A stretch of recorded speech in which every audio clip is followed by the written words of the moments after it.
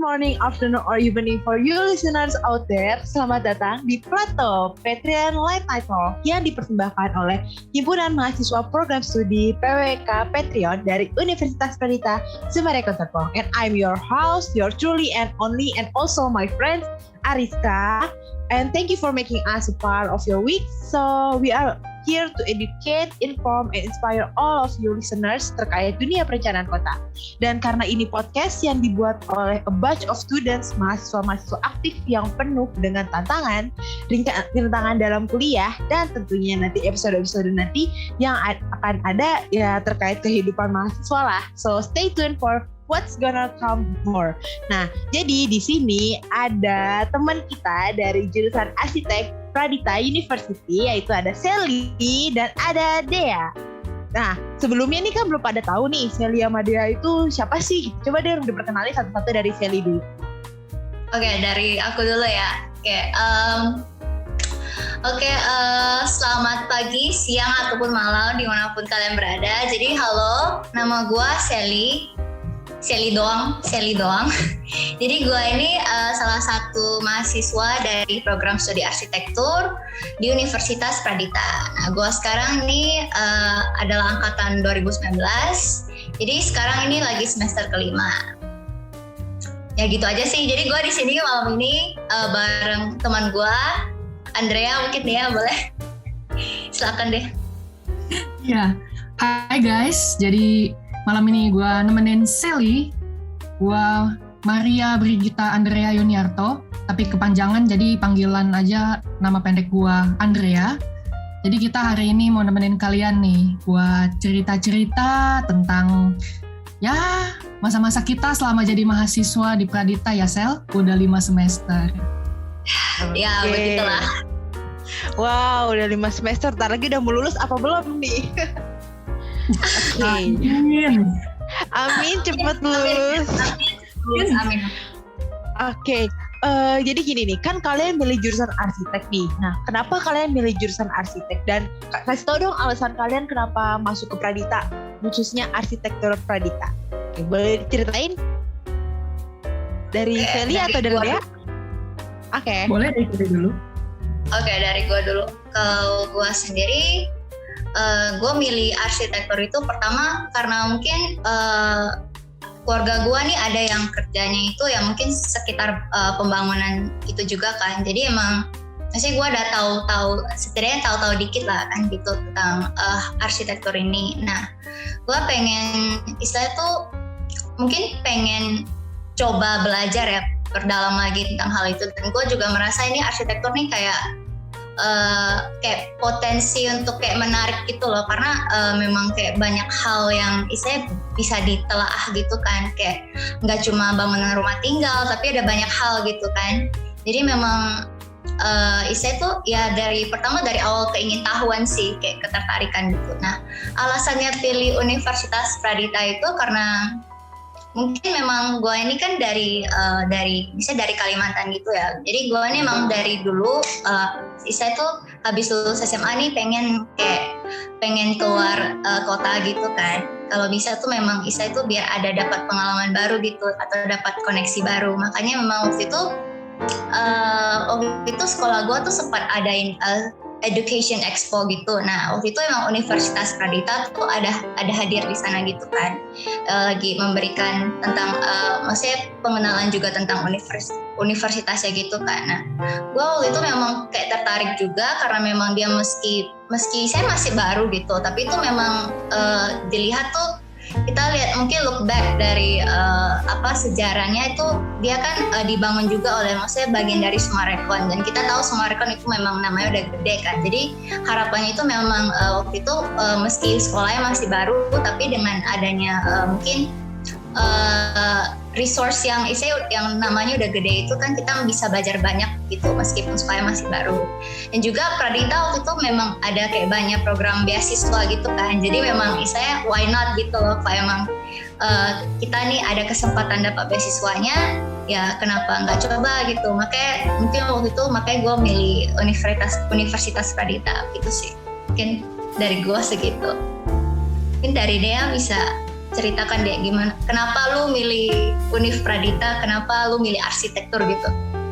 Nah, tuh, coba deh ya lanjutkan. Iya, jadi kalau gua tuh ceritanya kita flashback dulu ke SMA ya.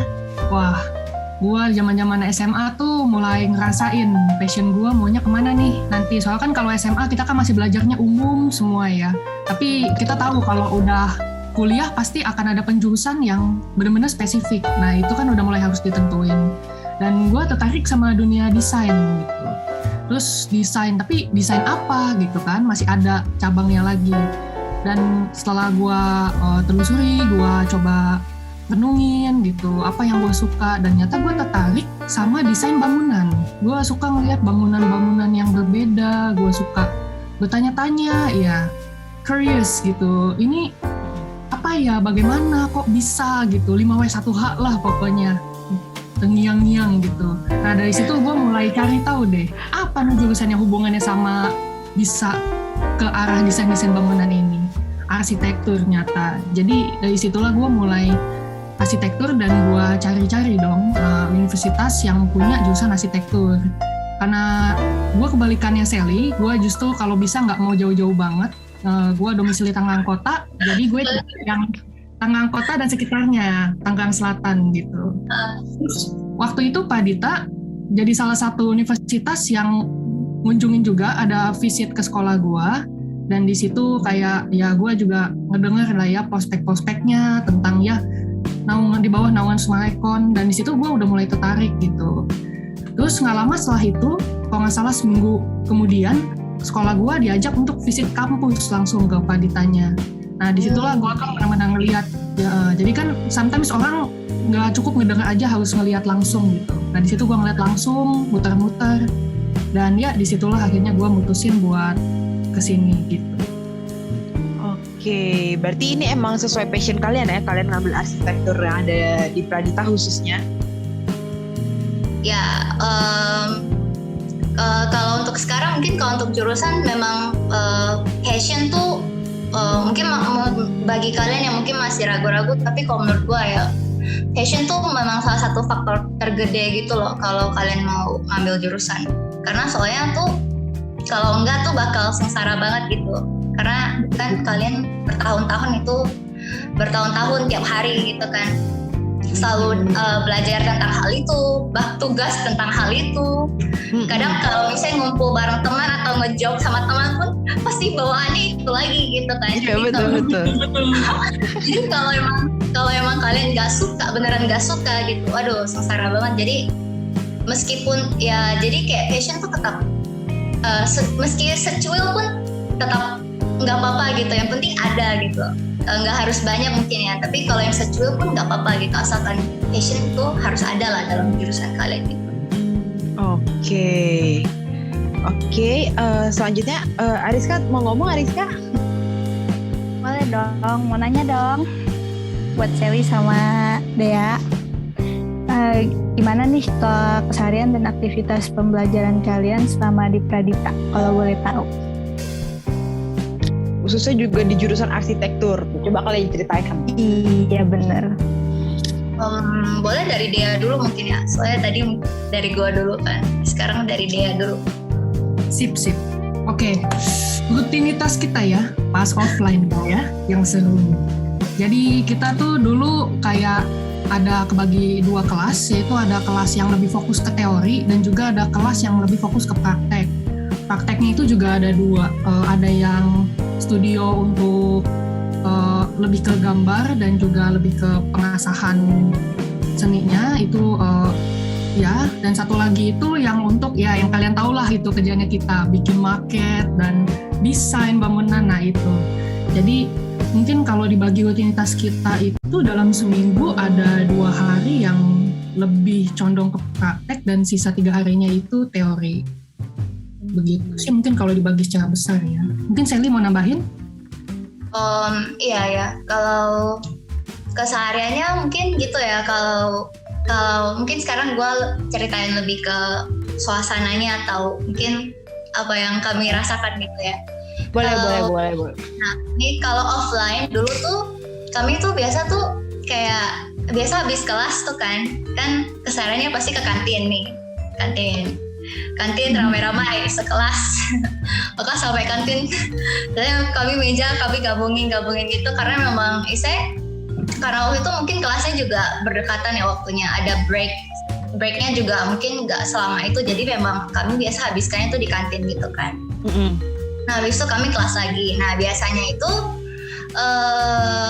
habis kelas tuh biasa banyak juga yang nggak langsung pulang gitu, ada yang masih stay, dan kami stay-nya itu di student lounge. Nah jadi student lounge tuh kayak satu ruangan gede yang emang diperuntukkan untuk mahasiswa. Saya tuh kesana bisa untuk nugas ngumpul gitu, dan itu nggak terbatas untuk satu jurusan doang.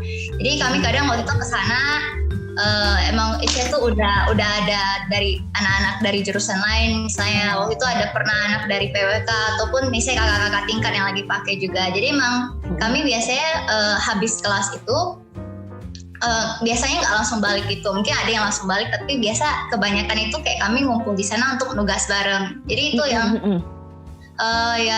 dan sekarang online kan, jadi mungkin itu yang sangat-sangat berubah gitu loh perasaannya, ya nggak deh? Lu merasa nggak kayak dikangenin ya suasana kemarin tuh? Jangan deh. Jadi kayak waktu itu juga waktu offline itu yang mungkin yang masih gue ingat-ingat itu kan ada studi kami waktu itu, salah satu topik di studio desain kami tuh bikin istilahnya rancang yang instalasi bambu itu ya kan deh. Ya aku beringat. Kami kerja sampai malam, beneran sampai malam, tapi meskipun sampai malam-malam nggak capek gitu ya nggak sih? Merasa nggak sih kayak nggak capek karena emang kami bareng ya. Iya. Malam nggak kerasa waktunya gitu loh, Sel. Kayak baru sekali ngeliat jam, nggak apa-apa lah jam 9 malam. Tahu-tahu lewat, cuman nengok dikit ya, cuman baru kerja dikit, balik-balik, udah jam 11 gitu. Wah, bahkan my god. Iya, jadi kayak memang sampai jam berapa kalian? Kalau waktu itu kami sempat 11 lewat gak sih? Sampai kalau nggak salah sampai saya didatengin satpamnya gitu mungkin. Ya dikira ngapa-ngapain kali ya. Iya. Itu malam-malam gak bikin market. Iya disuruh balik itu saya kayak emang masih berantakan tuh. Untung waktu itu kita sempat masih suka bersih-bersih, kayak syukurlah kayak ya biar nggak terlalu berantakan gitu. Dan mungkin waktu itu juga kami itu ya lupa buat jadi mungkin itu salah satu tips kali ya dari kita dulu pengalaman, kalau mungkin mau pakai student lounge buat berstudio Ria sampai malam, minimal kabarin dulu deh ke security gitu, biar dia juga kan tahu ya di dalam bangunan masih ada siapa aja gitu. Oke, bener. Kalau dari PWK sendiri sih studio sih sampai malam, bisa sampai malah kating ada yang sampai nginep di kampus karena buat kerjain market waktu zaman-zaman market kan. Iya. Nah itu makanya itu sebenarnya paling asik tuh di market. Cuma karena sekarang online jadi kayak ya gimana paling pengalaman online kalian? Nah itu dia, gimana pengalaman kalian selama online? Banyak ceritanya di market. Gimana, masih bikin market juga selama online? Oh masih tetap kok bikin market. Karena memang market itu kan kayak bagian dari proses desain. Memang ada yang mungkin tipe yang saya nggak ada ide harus bikin market dulu, obrak-abrik market dulu baru dapat idenya. Tapi ada mungkin yang dapat idenya bisa lewat gambar doang, ada beberapa gitu. Jadi memang market itu sih kayak proses dari desain sih. Jadi kayaknya emang tergantung orang sih. Tapi kadang ada juga emang mungkin dari dosennya sendiri yang kayak kalian harus pakai market biar lebih terarah atau apa gitu. Bisa ngebayanginnya juga ya. Bener-bener. Walau kita udah semester 5 ya gitu, misalkan udah mulai masuk semester tua gitu, udah lumayan melek lah tentang software 3D gitu. Tapi dibilang kalau bisa jangan mulai dari market digitalnya dulu, karena itu lebih kaku, membatasi kreativitas yang bisa kita curahkan gitu ke desain bangunan kita. Jadi ya, betul. Kita di-encourage kalau bisa dari cobalah dulu otak-atik aja dengan material apa yang ada gitu, buatlah gubahan-gubahannya gitu, baru nanti dari situ tuangkan ke dalam bentuk digital gitu. Oke, benar juga sih. Karena kalau misalnya kita dimulai dari yang digital, pas kita mulai ke manual pasti bakal kaku banget. dan malah hasilnya nggak memuaskan berarti. Betul. Ya bisa jadi. Oke. Terus mau ngomongin soal Pradita nih, fasilitas apa aja sih yang disediain sama kampus, yang ada di dalam kampus ataupun yang di luar kampus tuh apa aja sih? Ambil cerita-cerita. Terus dari fasilitas yang ada di kampus itu yang sering kamu kunjungi itu kemana sih? Selain ke kampus ya. Oke, kalau gua kan itu ya anak rantau ya. Waktu emang pertama kali datang ke Pradita nih. Nah jadi kemarin emang ditawari ada istilahnya kayak student housingnya itu kan, student housingnya Pradita nih di cluster Alogio.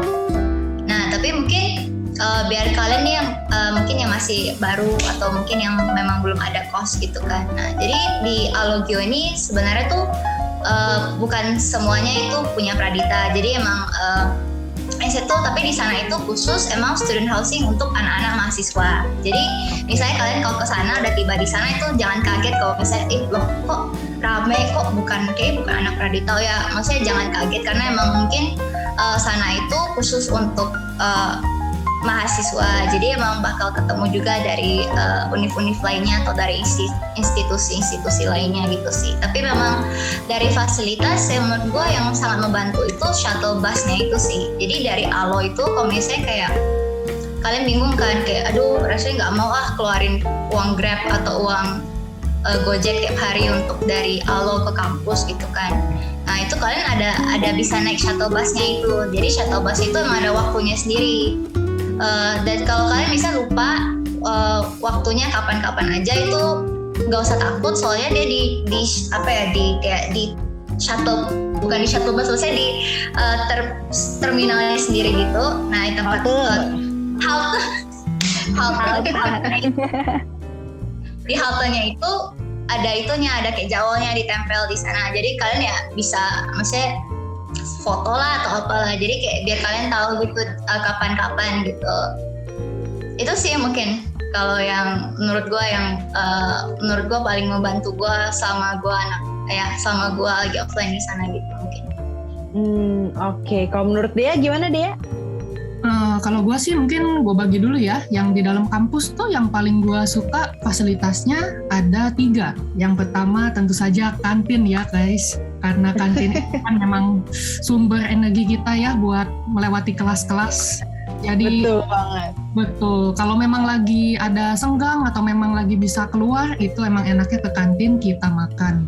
Yang kedua itu student lounge, Stulo. Karena di situ ya ada memori-memori mengerjakan market yang menyenangkan. Ya. Tempat untuk mengadu tugas. Betul. Kalian juga bisa ketemuan kan ya sama yang dari prodi-prodi lain kan, kayak kita dulu. Iya. Hai. Betul. Dan yang terakhir itu perpus. Karena perpus ini kalau emang lu lebih pengen lagi perlu yang agak sepi dan mungkin lu emang full pakai laptop gitu kan, berarti kan lu pasti bakal nyari colokan dong ya. Nah itu banyak di perpus dan meja-mejanya tuh enak buat dipakai nugas berjam-jam pakai laptop gitu kan. Soalnya gua kan pulang pergi gitu ya setiap hari. Jadi misalkan ada break dari jam 10 pagi ke jam 1, meskipun breaknya itu 3-4 jam kan nggak mungkin gua pulang. Jadi ya gua biasa ke situ nyicil tugas, jailah. Ya, biar kayak anak rajin ya. Iya, nyicil tugas. Atau memang numpang adem gitu ya, kan adem tuh AC-nya. Oh iya, kita sempat itu nggak sih deh waktu itu kita sempat ke TSC, ke Springs Club waktu kelas apa dibatalkan gitu loh. Hari Jumat itu, lu ingat kan?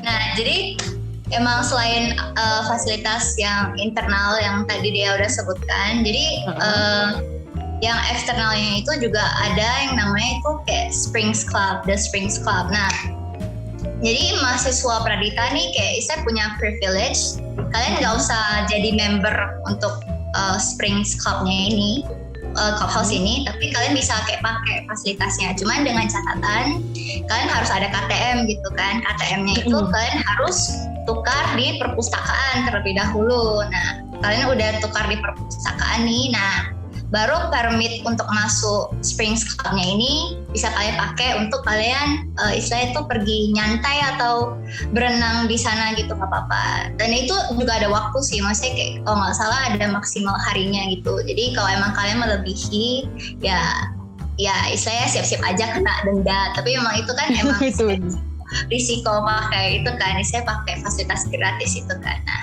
gitu sih. Kangen sih buat memakai fasilitas yang ada di The Spring Club. Udah lama banget sih, pas lagi nanya ke kampus emang masih belum bisa karena kan masih pandemi kan. Gak sabar banget sebenarnya. Udah pengen cepet-cepet sebenarnya. Kangen banget. Nah dulu itu mau nyewa ruang karaoke-nya. Full slotnya juga ternyata sama anak-anak Pradita gitu. Jangan kita lagi Ran. Nah lo perlu dipertanyakan. Aduh, kita kalah selangkah ya. Tapi intinya itu gitu, kita belum sempat karaokean deh. Aduh, padahal udah nyusun kayak pengen. Aduh, kita harus sempat nih karaoke. Harus nyoba sih. Semester berikutnya.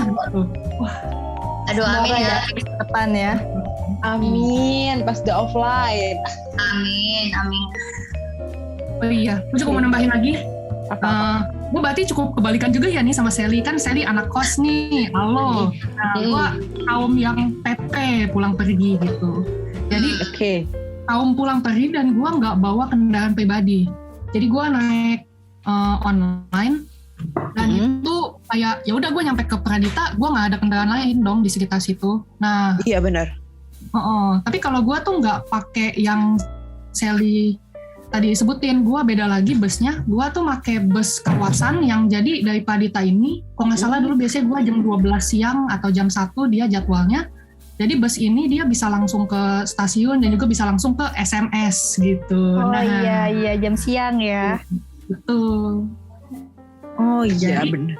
Iya, itu menurut gue save time banget sih. Kan kadang kita juga ada urusan mendadak harus ke SMS mungkin untuk mencari sesuatu, bisa nungguin pakai bus itu. Busnya enak kok, bus AC gitu, bus gratis. Jadi emang udah tinggal naik aja langsung dibawanya ke halte yang ada di SMS. Iya itu kayaknya aku pernah denger deh. Tapi ada halte juga di kalau nggak salah Rawabuntu ya. Iya. Oh iya, kalau nggak salah ya benar. Udah lama nggak ke Pradita. Jadi semua agak lupa. Oke deh, selanjutnya ya. Aku mau nanya nih, kan kalian berdua tuh kayak nugas sampai malam jam 11 gitu. Bagaimana nih cara ngebagi waktu kalian antara waktu kuliah dengan aktivitas sehari-hari? Siapa dulu deh, boleh. Khususnya yang online juga bisa dijelaskan. Cerita kalian gimana nih? Lagi bangun. Jadi mau jujur atau enggak? Jujur ya? Jujur dong, kan pengalaman nih. Ini bisa recordnya didengar buat berapa tahun ke depan nih. Oh, dan ngasih tahu anak, ini mama dulu gini loh nak.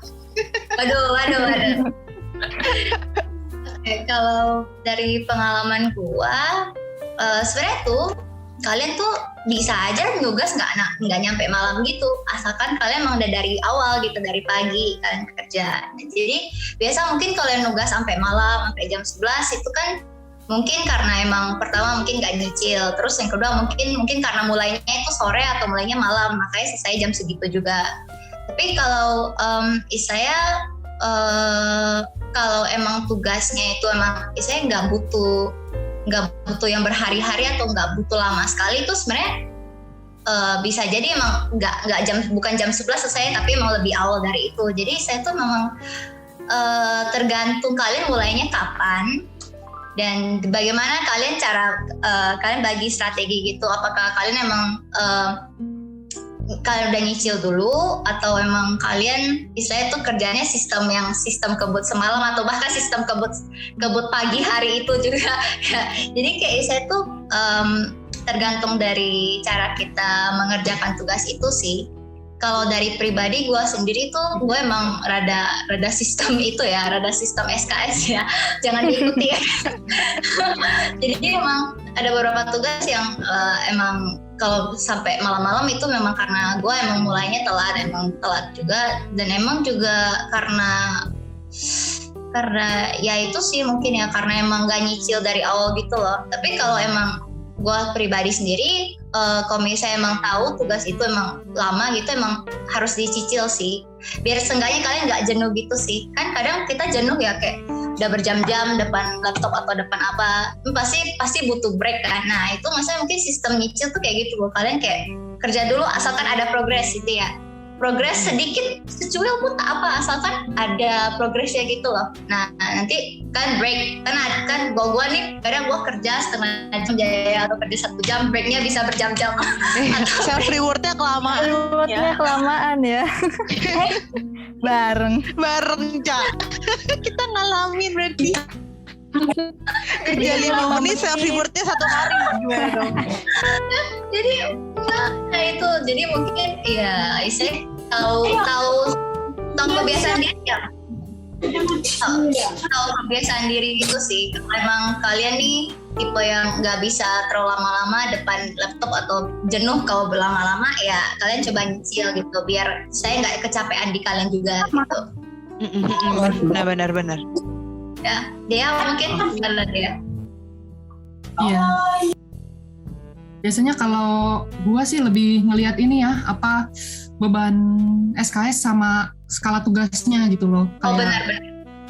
kalau gua udah ngelihat tugas ini, wah kayaknya tugas ini banyak pemikiran, butuh banyak bolak-balik. Nah itu yang udah harus duluan dimulai justru.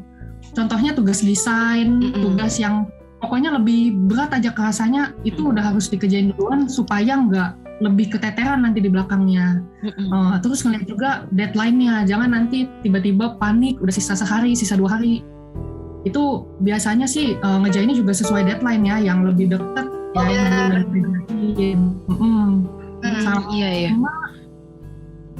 Iya sih, mungkin lebih kayak gitu-gitu ya, sama terutama sih yang mungkin gua bahasa agak lebih ini adalah pas online ini terutama ya, karena emang kita lebih susah kan untuk nge-reach orang itu kelompok. Nah, itu dia struggle sama program online guys. Itu adalah masalahnya. merich kelompok. Itu sedangkan kelompok besar udah makin bingung. Jadi tugas kelompok ini yang mungkin meskipun bebannya lebih kecil atau lebih apa, tapi justru itu yang harus lebih dipikirin, karena kita kan harus mikirin nggak semua orang available at the same time gitu loh. Jadi betul. gimana bisa kompromiin, ayo bisa jam berapa gitu, berapa lama durasi ketemuannya gitu. Nah itu kan, dan karena ini memang online ya, memang kayak diskusinya agak kadang suka miskom atau agak alot gitu. Betul. Spend time lebih dalam satu durasinya ketimbang kalau kita pas kerja kelompok offline gitu ya. Berasa nggak sih? Oke, iya bener banget sih. Jadi kayak lebih efektifan offline dibanding buat online guys. Betul. Jadi sebenarnya ya kalau yang kerja kelompok tadi yang kayak emang dia ngomong tadi, karena ada keterbatasan nge-reach-nya itu sih mungkin. Betul. Tapi kalau dari segi fleksibilitas waktu sebenarnya online termasuk bagus juga, karena kita bisa itu mungkin ada kayak mungkin dia kan butuh pulang pergi, butuh 40-an menit ya deh kalau nggak salah. Nah itu dia. Iya. Tapi ya itu ya ada plus minusnya ya berarti online offline. Iya. Kalau misalnya online jadi lebih fleksibel dibanding offline, tapi kalau misalnya kita online kita lebih struggle di kerja kelompok dan apalagi kalau misalnya pembelajaran ya nggak sih, kalau dosen-dosen ngejelasin juga sebenarnya kadang suka bingung gitu nggak dibanding kalian offline langsung kayak nangkep apa gimana kalau menurut kalian? Iya sih, ya benar. Kalau dari gua mungkin kalau offline itu kan kita nih lingkungannya itu bisa dibilang terkontrol ya, dalam artian kiri kanan lu kawan-kawan semua, mereka semua merhatiin. Jadi kayak istilahnya emang ada kita nih, ada psikologi yang dimana kita tuh pasti kita juga ikut merhatiin dong, dan kesadaran juga diri gitu. Kesadaran diri. Kadang teman-teman lain keluarkan catatan, kita juga keluarkan catatan, kita juga Nah atau enggak, terus ada dosen kan depan kita, dan juga mereka melihat kan sambil memberi presentasi. Jadi kayak memang pasti kita tuh udah pasti fokus gak sih, maksudnya bukan pasti juga sih, tapi kayak emang chance kita untuk fokus tuh lebih gede dibandingkan online, karena memang online nih online kan istilahnya tuh nggak gimana dikontrol, jadi memang istilahnya tuh kita harus emang mengandalkan kita nih harus istilahnya tahu diri lah biar ngerti gitu kan. Jadi mungkin itu rasain sih kalau online itu ya mungkin lebih susah di fokusnya itu sih, karena kan kita memang sendiri saya tuh kita belajarnya sendiri, nggak kayak offline yang dengan kawan-kawan dan dengan adanya dosen dan gitu kan. Kita sekarang sendiri dan misalnya ada HP atau ada kerjaan lain di sekitar kita gitu kan. Jadi mungkin memang ya bisa distract-nya emang lebih kerasa sih kalau dari gua gitu. Oke. Kalau dari Dea sama? Iya sih, tapi lebih ke arah kayak agak susah untuk berkomunikasi dua arahnya gitu, karena kan jadi agak gimana ya, karena kan kita memang sadar gitu, kita lagi memperhatikan, tapi biasanya kalau di kelas itu offline, apalagi kan kita kalau memang ingin menginterupsi bisa langsung, iya Bu, maaf saya ada pertanyaan gitu loh, dan memang terlihat mungkin kita sedikit kebingungan, dan terus kita bisa ngelihat gitu loh, yang lain juga agak bingung gitu. Jadi dari teman juga. Jadi dan lebih terstimulasi untuk berinteraksi gitu loh, komunikasi dua arah. Kalau online gini, gue ngerasa kayak gue pribadi nih kayak ngerasa kadang kalau memang lagi terlalu ini gitu, gue kayak sungkan kayak aduh mau interupsi sekarang atau gimana, atau nanti jadi serba salah ya kan, atau gimana gitu. Terus yang lain gimana nih gitu. Kan nggak bisa gitu melihat ya, jadi waduh gitu. Kadang juga ada ketakutan di mana kita kayak kalau takutnya nih kita yang kelewat gitu loh. Maksudnya kayak mungkin nih dosen udah ngomong tadi ya. Jadi kalau kita nanya lagi mungkin jadinya gimana gitu, atau bisa tuh memang mungkin komunikasi dua arahnya tadi sih, benar kata Dita. Kalau misalnya kita nih bingung kayak bisa langsung nanya kan ke offline atau apa. Kalau di sini tuh mungkin mungkin sulit untuk takutnya ntar motong atau gimana gitu sih. Memang. Iya. Jadi nggak enak. Jadi kita nggak tahu nih yang nggak ngerti kita doang atau yang lain juga nggak ngerti. Ntar kalau diulang agak gimana? Kadang suka ada yang iya ngapain sih ngulang lagi, kan tadi udah gitu kan. Pemikiran orang beda-beda kan. Gitu sih. Iya, meskipun gue sangat apresiasi gitu, karena memang hampir semua dosen kita bilang kalau ingin bertanya, tanya saja gitu, silahkan tolak saya gitu. Tapi kan tetap secara psikologi ada rasa berbeda. Iya gitu. Benar. Ya benar sih, benar. Jadi ya semoga bisa cepet-cepet offline. Jadi biar komunanya tinggal bisa nanya langsung. Amin. Harapan semua itu. Semua orang itu kayaknya. Biar oke. Next ke lanjut selanjutnya. Jadi kan kalian nih sebagai mahasiswa Pradita University nih. Nah, selain kegiatan akademik yang kalian jalani nih, itu tuh ada kegiatan apa lagi sih yang non akademik yang kalian lewatin? Bisa ada UKM dan lain-lain. Oke, gue dulu ya. Kalau gue selain akademik, gue ini merupakan anggota himpunan gitu sih, himpunan arsitektur. Jadi kami dari mahasiswa arsitektur sendiri ada namanya himpun namanya Epifiosi, kayak anak-anak PWK juga kan, Patreon kan. Kalau kami ya, Epifiosi. Ya, jadi memang intinya mungkin saya ingin menambah pengalaman dan juga menambah ya skill kita untuk bekerja sama gitu kan. Jadi memang istilahnya kayak suatu pengalaman yang istilahnya tuh patut disyukuri gitu loh. Meski memang ada ada kalanya di mana kita kayak kelelahan karena memang kita masih selain ngurus nugas masih harus ngurus yang urusan himpunan gitu. Tapi memang istilahnya tuh at the end of the day kalian bakal merasa kayak oh ya ini tujuan aku masuk himpunan tuh agar inilah maksudnya kayak biar bisa kayak gini. Jadi memang istilahnya tuh capek-capek tapi senang juga gitu. Oke. Kalau dari kegiatan sih gitu ya. Kalau dari Dea gimana Dea? Iya, sebenarnya hampir sama ya Sel. selain kuliah juga gue tergabung juga ke himpunan yang sama, EPVOC. Iya, di sini kita tuh mau, kalau gue pribadi mau nyari pengalaman, terus mau memperluasin koneksi juga, sekaligus mau menyebarluaskan adanya program studi arsitektur Pradita University gitu. Itu tugas mulia kita, Sel. Aduh. Kalian sekarang masih jadi anggota HMPS atau udah enggak? Untuk periode ini gue udah lengser. Ya, untuk periode ini termasuk saya udah lengser, cuman kami masih aktif untuk kayak acara yang kali ini Epifani ini, ya kan? Oke. Kayak gue sendiri juga masih take part of ke acara ini. Dia sendiri juga kemarin ya kan? Ya. Masih ada program kerja kita yang masih berlanjut gitu dari periode kita, jadi masih kita yang handle gitu kan sampai akhir tahun ini gitu. Oke, jadi buat para listeners yang masuk ke Arsitek Pradita bisa masuk ke EPVOC ya, atau Himpunan Mahasiswa Arsitektur Pradita. Oke, selanjutnya bisa dilanjutkan. Oke, pertanyaan terakhir nih ya untuk Sally dan Dea. Pengalaman suka duka selama kalian kuliah di Pradita itu apa sih? Dea, silakan Dea. Dari gue dulu. Oke. Kalau sukanya, jujur ya nih ya, gue suka banget sih gitu. Gue ngalamin ketemu banyak teman-teman dengan passion yang serupa gitu kan.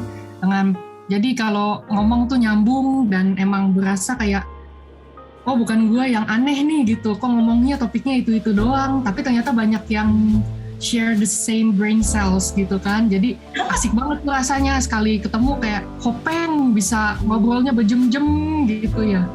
Terus gue suka sih mode belajarnya Pradita dulu, pas offline ya kita itu membekas banget sih. Yang pas semester 2 kita kan udah mulai sedikit intens ya, kan semester 1 kayak masih pemulaan dulu, selamat datang ke arsitektur.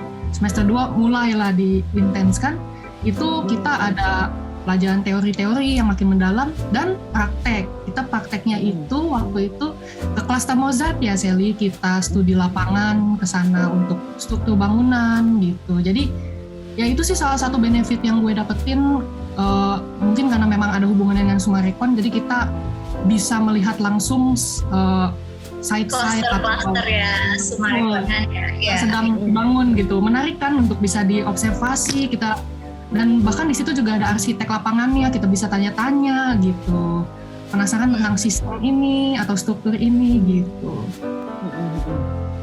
Kalau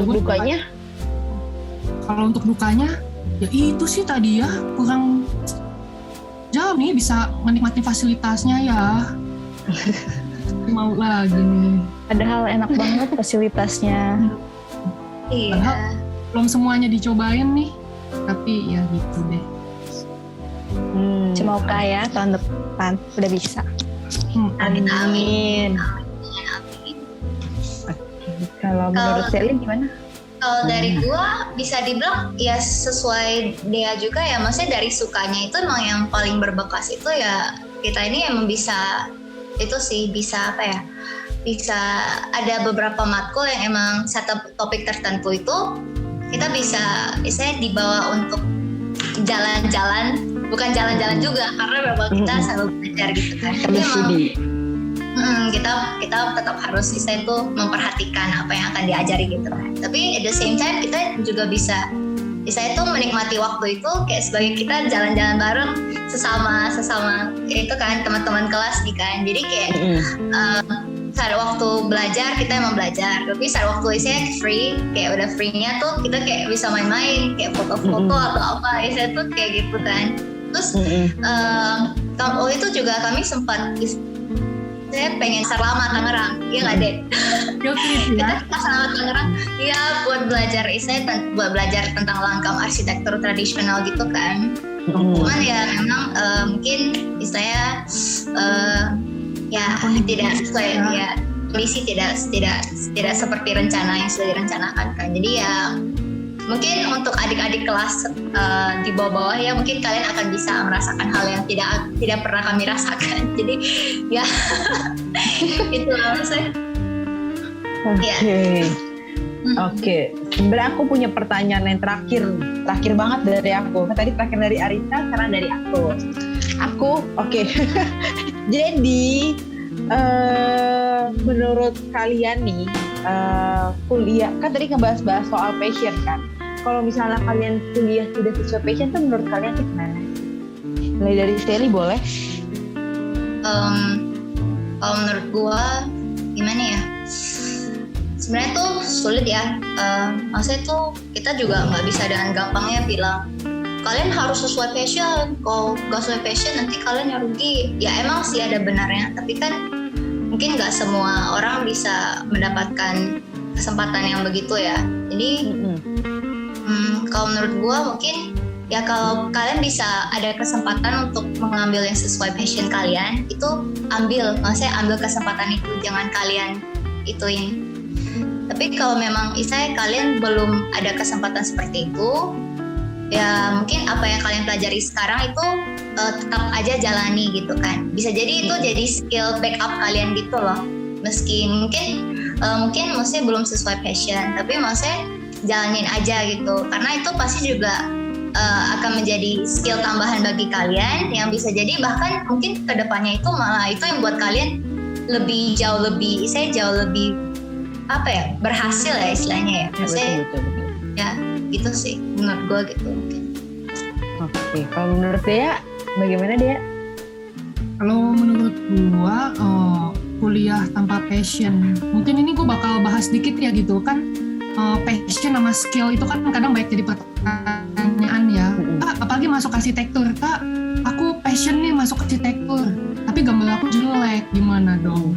Menurut gua nggak masalah gitu, kayak dan memang tadi gitu, passion itu terutama mungkin di jurusan yang berkaitan cukup dengan desain ya, dimana itu kan kita lebih butuh banyak pemikiran, ide dan effort untuk mikirannya itu sangat critical thinkingnya itu sangat diasah. Jadi menurut gua passion kalau untuk di jurusan ini cukup berpengaruh gitu. Tapi untuk skill jangan khawatir gitu, jangan karena skill cupu nih, nggak masalah gitu. Di sini juga banyak kita yang mulai dari nol startnya gitu loh. Di sini kan juga akan diajarkan dasar-dasar menggambar, teori-teori warna, dwimatra, trimatra dan seperti itu. Jadi memang kembali lagi berdasarkan pengalaman pribadi gue di jurusan ini, passion sebetulnya berpengaruh sih. Tapi untuk skill itu bisa diasah asalkan tekun, rajin dan mau berbagi sendiri. Benar banget ya, benar banget. Bener sih. Nah justru nih aku ada salah satu anak yang kuliah tapi nggak sesuai passion. Passion aku dulu di hubungan internasional. Tapi karena emang dasarnya pengen keluar dari zona nyaman ya. Jadi ya udah tiba-tiba dari hubungan internasional tiba-tiba ke PWK yang bener sama sekali gak ada passion PWK sama sekali. Gambar gak bisa. Tapi emang karena mau nggak mau harus dilatih dong. Kita harus latih skill gambar kita baik manual ataupun digital. Akhirnya ya udah berjalan aja sampai sekarang, sampai semester 5 ini.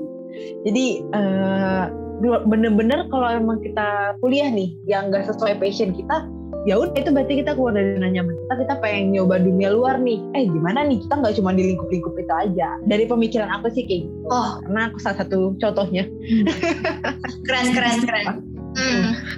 Kalau gue mau jujur juga sebenarnya emang mungkin arsitektur itu emang ada passion gue, maksudnya ada sebagian passion. Tapi emang gue sadar diri juga makin kesini ternyata tuh gue kayak ada sadar ternyata ada loh, kayak gue ternyata ada passion yang lebih gede di bidang lain gitu.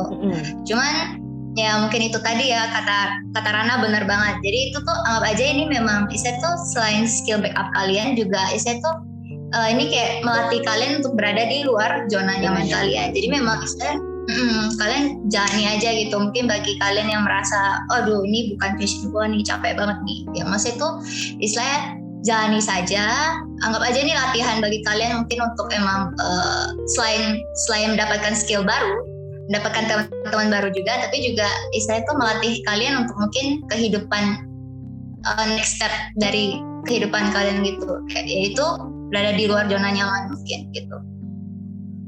Wah, Oh, mantap kalian. mantap, Betul. mantap. Kalian Mas- keren guys. Gua Keren sangat apa deh ya? dengan kalian betul. Mungkin ya, mungkin nggak pakai passion pun nggak apa-apa. Asal mungkin satu ya, komitmen. Kerjakan sampai akhir, tuntaskan gitu. Betul. Betul. Apa yang udah dimulai mau harus diselesaikan. Ya betul nggak? Betul. Ada quotes kayak gitu kan? Betul nggak, Cak? Betul dong. Pokoknya kita ikutin aja alurnya. Terus juga kan setiap ini juga emang ada pembelajaran, jadi kalian pasti mau nggak mau kalau emang kita ikhlas gitu ya, ntar juga bisa sendiri. Iya. Nah kalau kalian jenuh, ya cari hal yang mungkin emang bikin happy. Betul. Seperti gua baca webtoon, Pokoknya jangan terlalu mantengin pelajaran lah, sekali-sekali juga buat kita jalan-jalan, cuci itu otak, penting pikiran gitu. Ya, traveling. Iya. Biar nggak kok capek ya sama kuliah, kok gini ya gitu, nggak kayak gitu. Self reward tuh penting guys, apalagi pas lagi masa online kayak gini. Ya nggak Udah sih? pernah stres ya Ibu Rana? Udah, yang namanya kuliah harus dijalanin walaupun stres. Pakai butuh self reward ini, Cak. Oke. Jadi penutup dari kami, jadi mau kuliah sesuai passion atau enggak itu ya tergantung dari kitanya. Emang kitanya bisa ngejalanin atau emang kitanya bakal tipe orang yang menyerahan, yang dikit-dikit kalau emang bukan sesuai passion kalian langsung kayak udahlah gue udah nggak usah kuliah lagi, udah gue pindah jurusan lagi. Itu kan bakal ngeluarin banyak duit juga, bakal sia-sia aja buang waktu gitu kan. Oke. Terima kasih untuk Dea dan Sally yang udah datang ke podcast Plato hari ini. Jadi untuk para listener, kita ditunggu episode-episode selanjutnya. Terima kasih. Terima kasih. Thank you. Selamat pagi, malam, siang, dimanapun kalian. Jadi apa Sally? Jadi apa ya, Bun?